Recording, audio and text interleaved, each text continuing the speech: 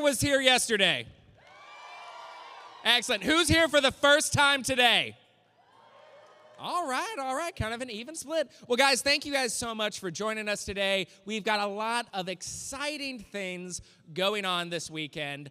But before we take things off, I did just want to say thank you, guys. These shows truly do not happen without all of you. So please, from the bottom of my heart, give yourselves a round of applause.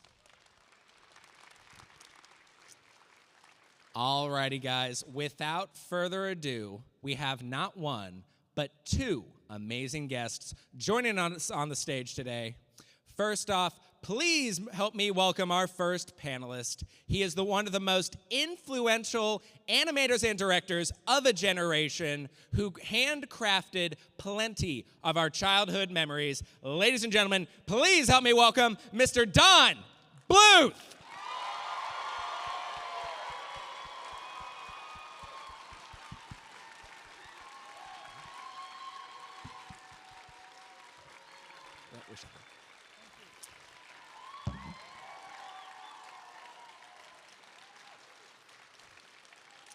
Oh, but ladies and gentlemen, we're not done.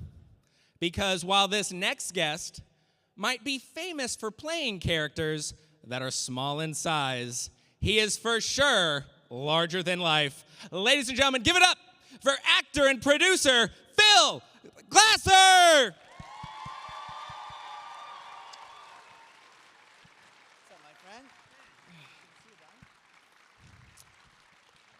Gentlemen, how are we doing this weekend? Fantastic. Great. Now, I know it's been a couple years since you guys have worked on a project together. So how often do you guys actually find yourselves crossing paths? Every time there's a convention, we see each other, right? That's true. That's exactly right. He smells good, by the way. Does he really? Thanks, Don. Is this like a special scent, or are we talking just your shampoo? No, I think it's like lilacs. Ooh, lilacs. I think it's a perfume. What is it? It might be a cologne. I'm not going to cologne. lie. Okay, gotcha. Lilac cologne. I love it. Well, ladies and gentlemen, these shows are not just for you guys. You guys get to be a part of it. If you guys want to go ahead and start lining up behind that microphone, we'll go to your guys' questions real quick. Now, while they're making their way over to the floor mic, I did want to ask you guys are both titans of your guys' industry with long bodies of work, but I wanted to start us off with, for both of you, what were your guys' early inspirations that kind of got you into the business? Go ahead. Well, I mean, it's this gentleman right next to me here. I mean, there's not a kid, I think, in this generation that didn't know Don Bluth animation. That's for sure. I would not be in this business today if it wasn't for Don. I mean, I was just a kid. You know, my older brother was an actor. Always wanted to do what my big brother did. And sure enough, there was this opportunity to put yourself on tape for this new animated film that Don Bluth was directing, produced by Steven Spielberg. And my parents were like, why not? And by amazing divine intervention, or however it was, Don said, that's Fievel. And that's how I got here. Yeah, I had a lot to do with that, but so did Steven Spielberg, you know. He really liked you. Awesome. What inspired me, I think, was years ago, because I was a farm kid, lived out there, milked cows by hand. That's what I did. And so farm life for a kid like me was really boring. I didn't like it, so I fantasized, and I went to see Disney movies. And when I learned the name Walt Disney and I saw the movies that he made, it kept saying to me, you know what, you need to go meet this man.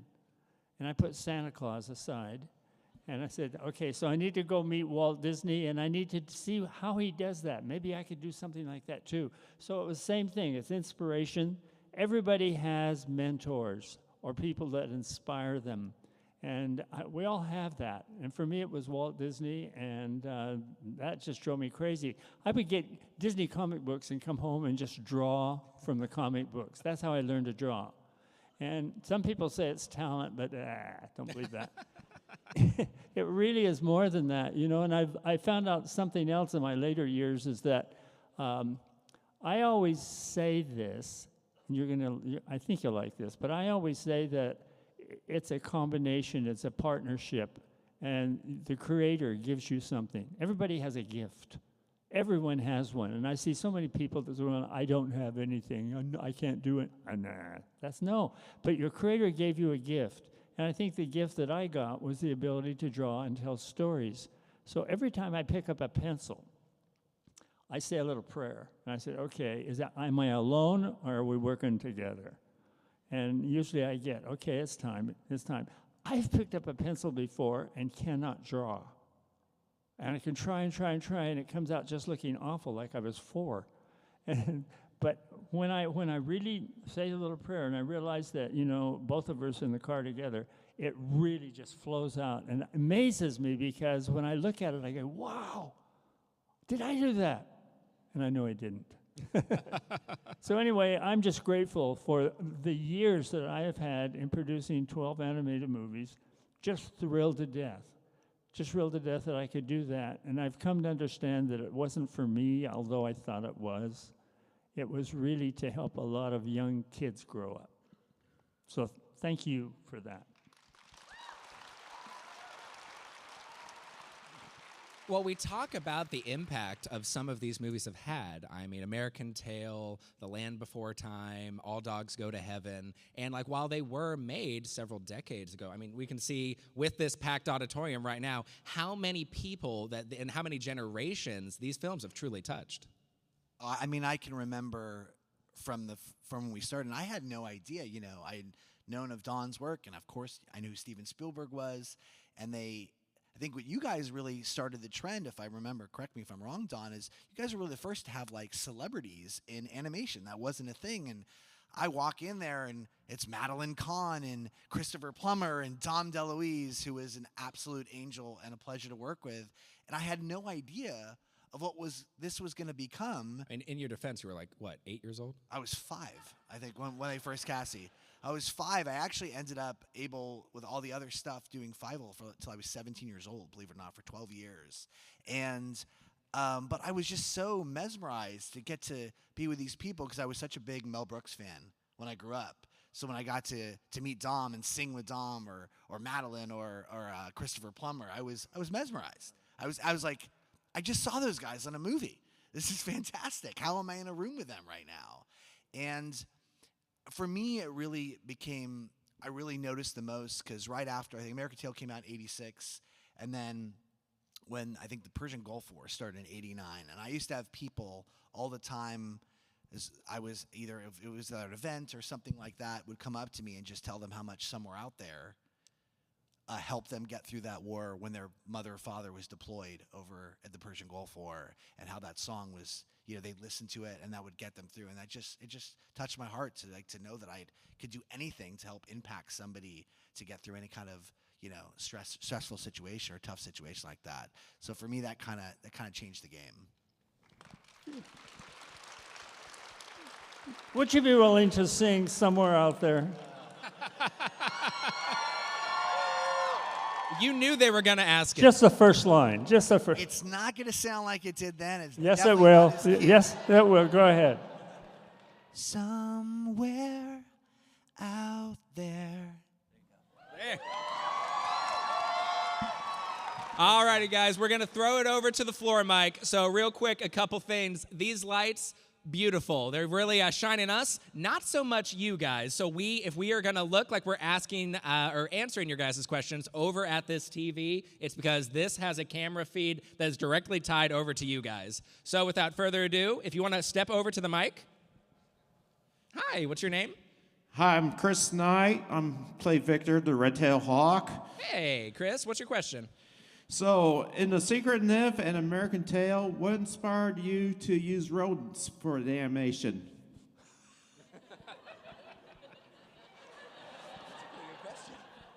A hawk asking well, about rodents. the book, Mrs. Frisbee and the Rats of NIMH, really talked about rats, so I was pretty much hemmed in there. And everyone that we worked with kept saying, rats? People don't like rats. They like mice. Why are you doing a book about rats? And I said, the story is so good. And it's about a little mouse, Mrs. Frisbee. A story that's kind of interesting is we didn't have much money. I think it was $6.5 million to do the entire movie. And what happened is we recorded all the lines. And as we recorded the lines, somebody then wrote us a letter and said, You cannot use the name Frisbee. It's a toy. We've already recorded all the lines and spent the money. So everyone was worried to death, and our sound man went to the sound booth, and he got a little razor blade, and he went to the little sound tracks, the magnetic tracks, and he scraped off the F. Scraped it off and replaced it with a B. And then he came out and he said, "You guys stop crying. Listen to this. Her name is Brisbee." That's how that happened. Thank you. And Tight A is awesome. Can we turn on lights to see the audience? Is that possible? Oh, we can see. Is there any way that we can I want to see their faces. turn up the lights to see the audience? I don't think so. That may take an act of Congress. Oh, here we go. It's a little better. There you go. There you go. No, turn it clear up. We want to see the faces. These are beautiful people. Do we got that? Well, while we wait for an answer, ladies and gentlemen, I think we would be remiss if we didn't thank our friends over here making sure that every show here this weekend is available to everyone. Give it up for our ASL interpreters.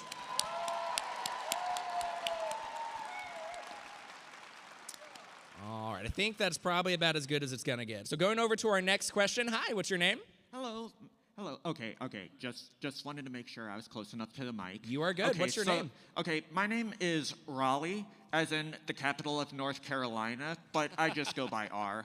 Anyway, what I was gonna ask you is, there's been a rise of a lot of indie animation studios like Glitch Productions, which created the famous Amazing Digital Circus and Meta Runner and things like that. And I've noticed that a lot of bigger studios these days are kind of, I shouldn't really say, they're just not, there seems to be more of like a focus on indie animation becoming popular. And I was wondering, what's your stance on indie animation? Like, do you think it's gonna be like the next big thing? Or do you think larger studios like Disney, Warner Brothers, DreamWorks, and things like that, do you think they're going to continue, or do you think indie animation is going to become the next dominating force in the animation industry? That's a great question. We don't have a crystal ball, so we don't really know. The only thing that I know is the important part of anything, whether it's that animation, whether it's 3D, the way we're used to, whether it's anime, whether it's 2D, hand-drawn animation, the important part is the story. And if you don't have a good story, it doesn't matter. Frank Thomas, some of you will know that name. Yeah, you do. How about that?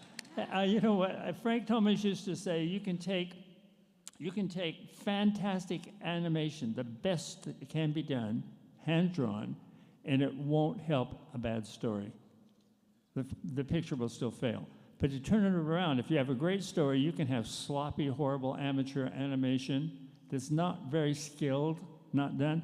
And he says, and the audience will still buy it because they're focusing on the story and trying to find themselves on the screen.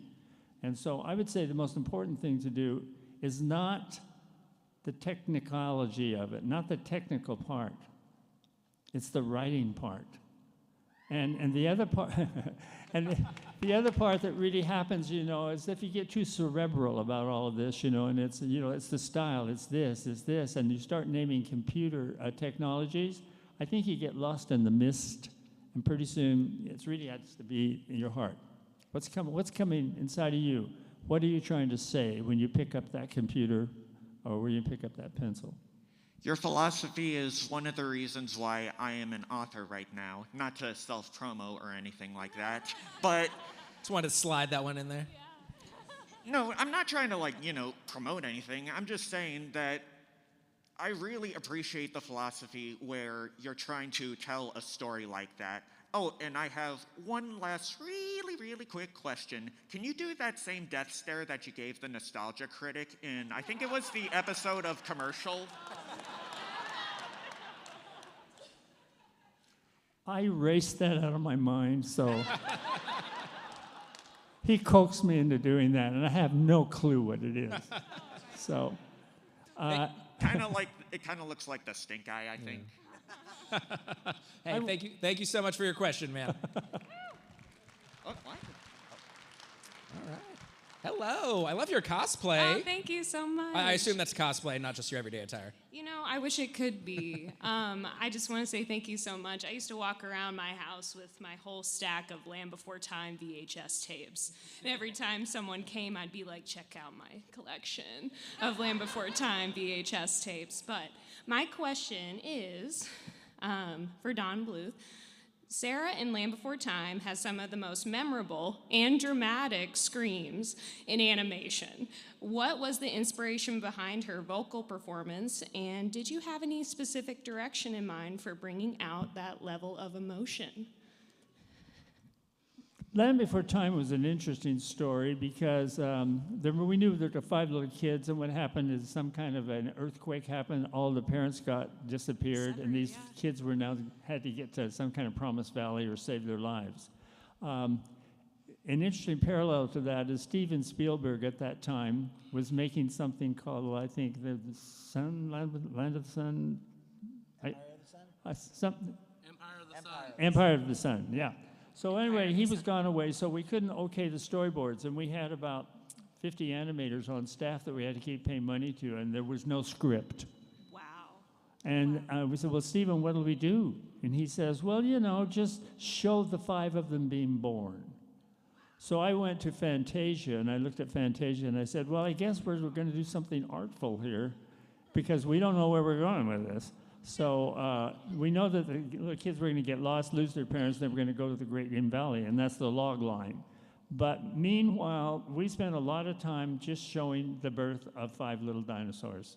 And that became kind of fun, actually. So if you look at the movie, in the beginning, you'll see something that looks like just artist, just tapping his foot and waiting for a script. Wow. Thank you. Thank you so much. Thank you. How's it going, sir? What's your name? Mike. Mike, what's your question? So obviously you're a student of the game from people that you got inspired by. Is there any current animators that have stricken you that made you go, I never thought of that before, or that's actually really impressive? I'm not quite there yet. What are you trying to ask? I'm trying to ask you if there's any of the more recent crop of animators that have caught your attention, like maybe just an example, like Alex Hirsch of Gravity Falls fame, or So it sounds to me like animators that have caught his attention. Yeah. Well, I'll have to plead a little ignorance here because it's hard for me to keep up with what's going on in the animation industry. It really is. Pardon me. It really is interesting to watch how the form of animation has changed.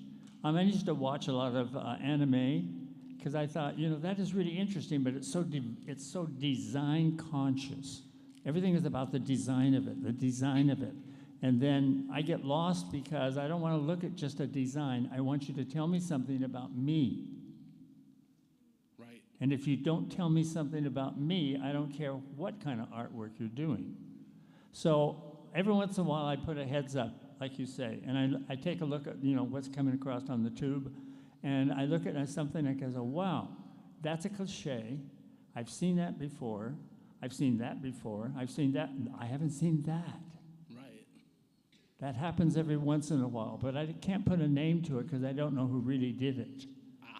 So, but I see it every once in a while where the artistic part is actually trying to emerge out of the depth. And we can get lost in the technical part of it, and that's where I think if we've seen it, don't do it. I remember Milt Call saying to me one time, I had a scene in Robin Hood where I was supposed to take Sheriff John and run him up a spiral staircase. And so I did it, and that was really hard for me to do that, trying to remember about that. I took it to Milt. Milt says, well, he's up the stairs, but it's certainly not very entertaining. He says, why didn't you slip him on a banana peel, or at least? So I learned from that if you don't touch an audience, and Walt and his staff wrote tons of books about how if you don't connect with the audience, the artwork is for nothing. Right. All right, thank you for your time, sir. Philip, if we can actually kind of expand on this question. Now, when you voiced Fievel, you were getting into the voice acting when it was just kind of finding its footing into the mainstream. So now, years later, how have you seen kind of the industry evolve since then? You know, it's going to be a similar answer to Don's. I mean, obviously, technology has changed. Obviously, everything back in the original day was hand-drawn, and now computers and all these other different styles of animation exist now.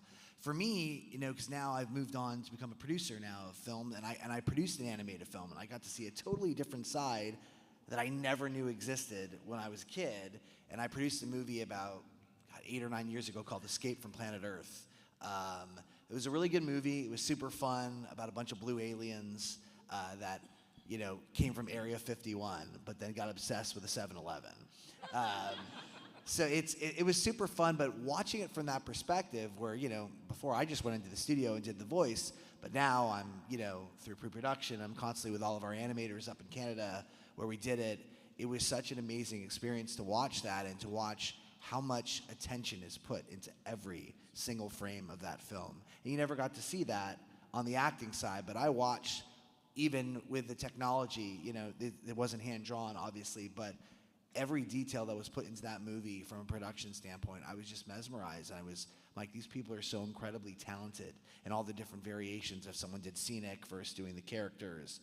And to watch it all come together as a producer it was a pretty incredible experience. So I was really impressed of the skills and the talents that some of these amazing animators had. All right, hi. You grew up. I did. I grew He up. grew up. Fievel grew up. Hey, what's your name? Jolene. Jolene. I'm sure you get that a lot. I do. It's great. I love it. What's your question? Question for both of you. A lot of the themes in the movies and such is about resilience. So do you find in the times of your life, how do you find resilience, or what do you look to for resilience? Is that like patience? No, not in my opinion. More like being able to weather hardships and still That's patience. Yeah. That's patience. fall down 7 times, get up 8. You know what, though? I think really the reward goes to those who can endure. You can go through the bad times, because everyone, artists or non-artists or whatever, everyone goes through really tough times, and they're on purpose, because it is those tough moments that I think give you the strength and the skill that you need. You learn by going through afflictions. You learn something, and that's really, really important. Right now, at my age, I didn't think I would reach 87, but I'm here. And so anyway, but at my age, I think when I do it, I'm ready to take the baton and pass it on. So I have a thing. I have a young man that's helping me do this, Laval McGurk. And so, so no, I must love him. But anyway, he came in and he said, well, you could teach like a university online. And I said, yeah, I could do that. And I can pass it on that way. But the resilience part that you're talking about is, let's say there's 20 people online, and they go anywhere from someone that is fabulous and can learn the principles of animation without a problem, all the way down to someone that can't exactly figure out how to make a circle with a pencil. So, you have that whole gamut of people with skill or talent. Some people may get, and some people may not. But for me, what I get out of it is I'm making an attempt to pass it on. I love that. Thank you. That's fantastic. I would be one of those people that can't make a circle, because both you and Lavelle have tried to teach me how to draw Fievel, and it's still stick figures over here. It's not good. It's the same thing, as I watch, and obviously from my career being in front of the camera and then moving to behind the camera, it's, to me, one of the greatest experiences to watch, whether you're an actor or you're a producer or director, is to watch the process complete itself. And that's where I really, to go your question about resilience, where I really find it is, you start something, and then from the first day I walked in that studio with Don and started recording American Tail, and then to go to the premiere and watch that movie coming out, it's mesmerizing. but to watch all of the people along the way that also made this experience, that's what really, I think, is going to touch more to what you're saying, to watch that process happen. So for me, in the future, it's now, for what I do currently, is to watch all these wonderful people that work for me when I would do a movie or a television show, to just see their patience, their resilience, the things that they do every day to make that final product is just incredible. Awesome. Thank you again.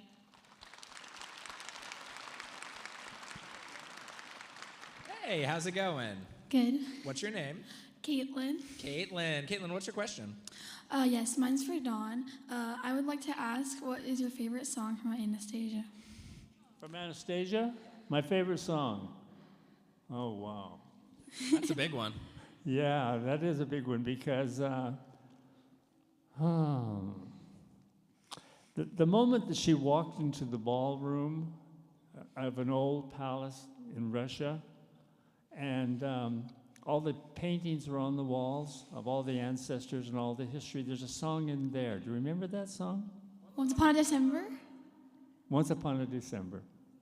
Very good. And I think that was the last scene that we animated for the movie, and it went on and on and on. We photographed all of those dancers and actors live action.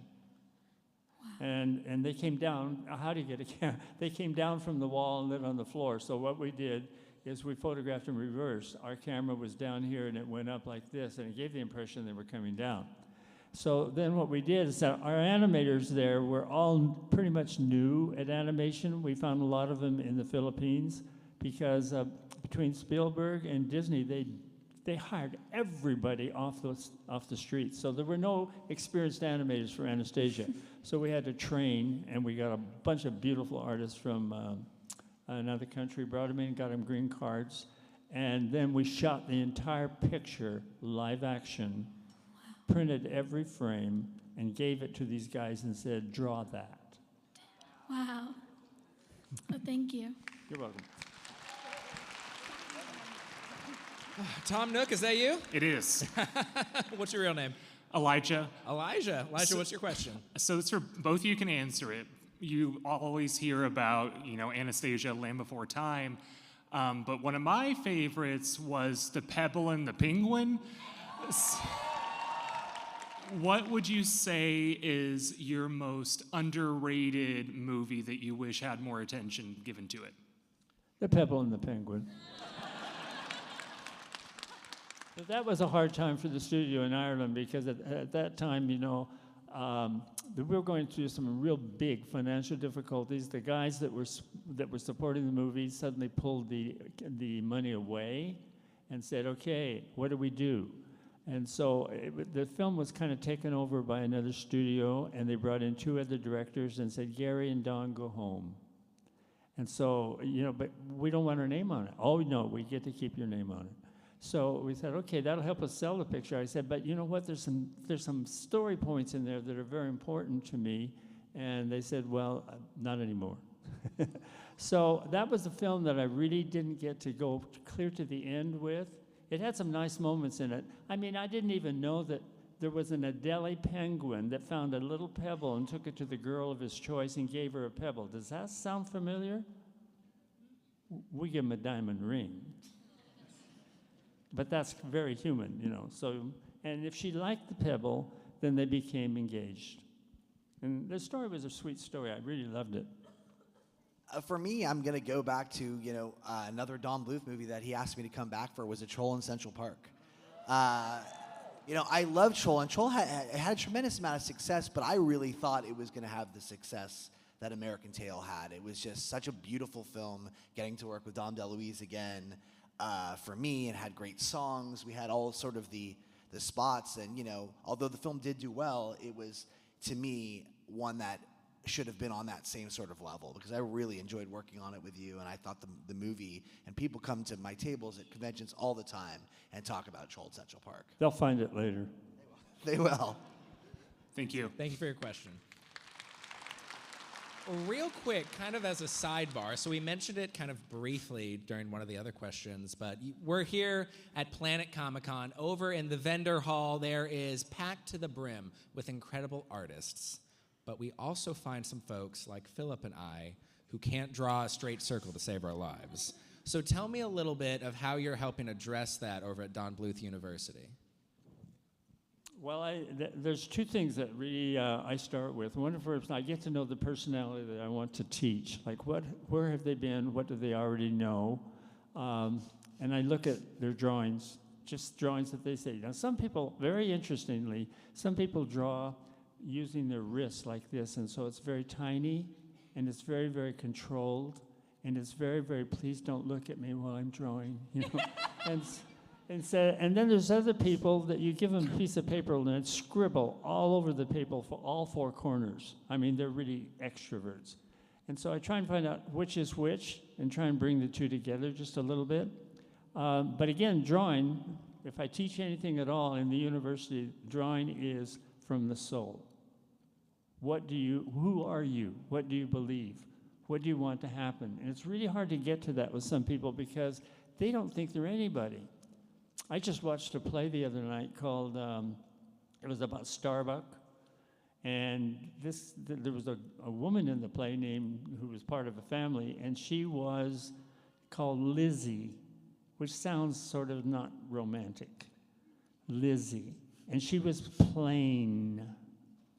And what the play said is she's only plain because she thinks she is. So this Starbuck comes to her and he says, you know, he was the rainmaker, and he comes to her and he says, say I'm beautiful. Just say it. And she couldn't.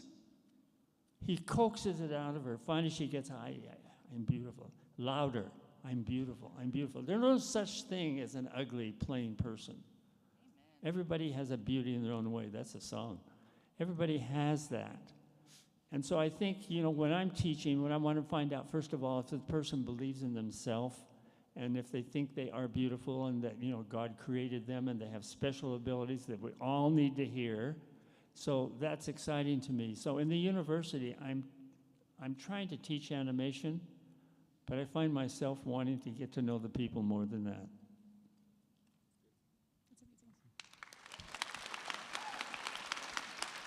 So we're going to do a little bit of a rapid fire round. We have time for about 2 or 3 questions. So first, hello, what's your name? Dee. Dee, what's your question? So for me, not only just watching your movies growing up, and you know, American Tail, all of them, it's the soundtracks of your movies are like the soundtracks of my childhood. And there's a really funny TikTok out there about how you can make any woman, you know, born in the 80s cry within like 30 seconds just by playing the first little bit of the songs from Land Before Time or any of it. So I'm just interested in like, how did the music of your movies come about? Like, how much influence did you have in picking those songs and picking just the music and how they got put into the films? Somewhere Out There is a good one. Yes. It became a wedding song. Yes. Yeah, and Somewhere Out There, when I first heard it, and I think it was James Horner who wrote the first, no, it was 2 Sesame writers who wrote it. And the name of the song was Hey, Mr. Man in the Moon. Oh. And it sounded like Sesame Street. And I think it was Steven Spielberg who said, no. So he hired Cynthia Wilde and Barry Mann to come in and write. And James Horner had already written a little tune, but it had too many notes. So it was like that. So and then I think when it was Barry Mann, we were in a room, there was a piano there, and Barry said, just a minute. And he says, nice tune. He says, can I sit down? And he moved James off the piano bench. and this guy had a very, very deep voice. And he says, what if you were to sing it like this? Somewhere out there. And I remember that Cynthia said at the time, beautiful, that's it, somewhere out there. So it became what it became, but it took several growing ups to get there. And that happens with every song. One of my favorite in the Thumbelina is Let Me Be Your Wing. Yes. That's Barry Manilow. Oh. That's Barry Manilow. And he can write songs that makes the whole world sing, so he says. Awesome. Thank you for your question. Unfortunately, this is going to be our last audience question, so you are our grand finale. No, you right there. Yes. What's your name? Hi, everyone. I'm Tiffany, aspiring physicist and mathematician. And my question goes specifically out to Don Bluth. The stories you've created have characters that have so much personality, depth, and complexity that is unmatched in modern animation, mainstream animation. So with that being said, what were the inspirations for some of your characters, such as Itchy or Charlie from All Dogs Go to Heaven, Dimitri from Anastasia, or Tiger from American Tail? That's it? Okay. Okay, I have to tell you that I'm a good people watcher. And when I was younger, I used to go down on Santa Monica Beach and watch people walk by. And you can tell everything about a person by the way they walk, and how they swing their arms, or whether their posture is really upright or what it is. You can tell, and even now when I meet people and I see their posture, I just smile because I kind of know what's already inside that package. But I mean, some of these people have been my aunts, some of them have been my uncles. I know Mrs. Brisby was my grandmother. And she had 13 children when her husband died.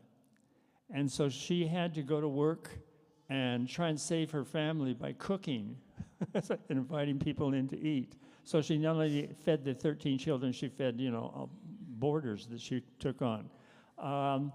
But in trying to save that family, I remember when we were thinking about Mrs. Brisby, she's trying to save her family. It's the same kind of thing. And what will she do? What length will she go through to get that to happen? So I always think of, Grandma Frisbee. That's the way I looked at it. But every character is based on somebody that I know. Awesome. Excellent question. Thank you so much. All right, guys. So I wanted to take a quick moment to make sure we had some time to plug some stuff. Now, Don, starting with you, you've got some exciting things over at your booth this weekend, right? Yeah, you know what? I wrote, I don't know why I did this. I just started writing memories of things I'd done in my life. And as I got more and more and got into around 200 pages on the computer, I said, you know what? I think this is a book. And then I said to myself, there's another part of Don that I've never revealed. Because I'm always Don the animator, Don the... Blah, blah, blah. But you know what? I was at Disney's for a long time, a year, when the bishop of the church that I go to called me and he said, I want you to go on a mission to Argentina. And I said, but whoa, wait. I'm here at Disney's. It's what I wanted to do my whole life long, and I'm here. And I'm John Lounsbury's assistant. How will I explain that to him if you jerk me out of here? It took me a year to get there. So anyway, my parents then came into the picture and said, this would be a nice thing if you would do that. And I said to them, I know Disney, I've seen him, but I don't know God. I've not seen him. And you want me to go talk about that to other people in Argentina. So I made that decision to do that because I'm first of all, about the Creator. And so I made that decision to do that. And then there's always rewards that follow when that happens. How in the world did I get the privilege of making 12 animated movies when I know nothing about money? I think it was a reward for the decision. So that's part of it. I mean, I don't have too many crazy things right now. I'm doing a show. You guys have Paramount Plus called Mayor of Kingstown with Jeremy Renner. Super fun show. So I'm working on that now, something fun to watch, and we have some great stuff. But, really it's just for me, the coolest thing that's happened recently now is after 1986, almost 40 years, Fievel finally got a pop. We finally got cool, and Funko decided... We did it, ladies and gentlemen. We finally made it. So that is... definitely the coolest thing is now my kids think I'm cool because I have Dad, you have a pop now. That's what it's all about. We can talk to you now. You're cool. But yeah, it's just just keep this experience going. I love to work. I love the entertainment industry.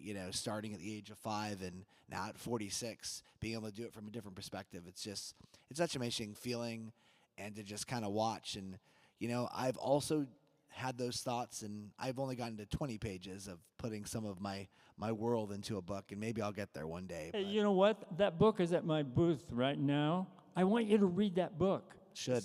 It's got some things in it that will teach you what it takes to be an animator. That's why I wrote it.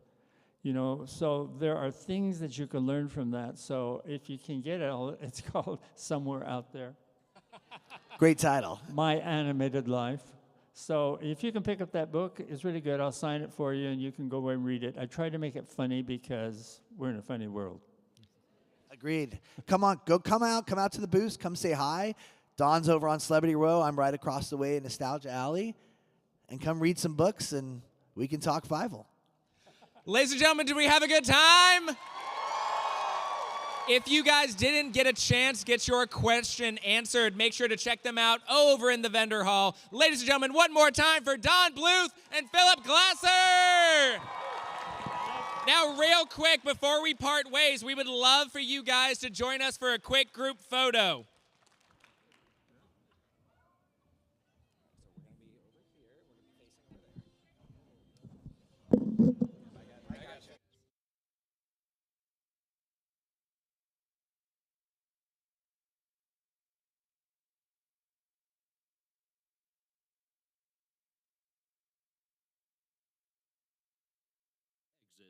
As you exit through designated doors. Thank you.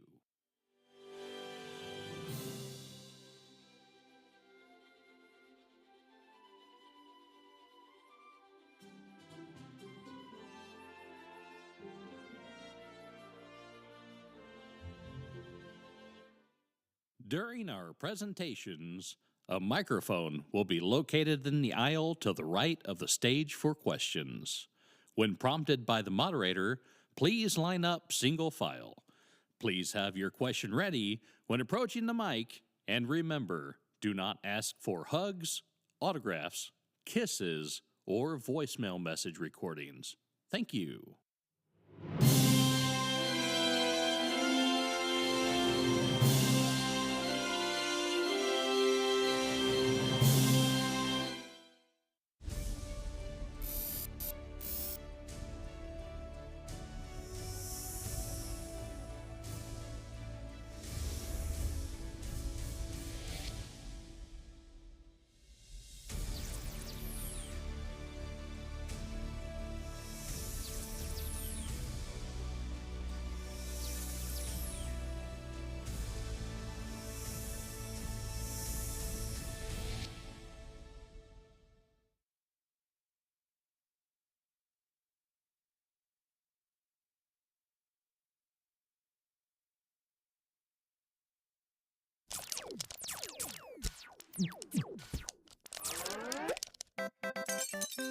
Red Bull gives you wings.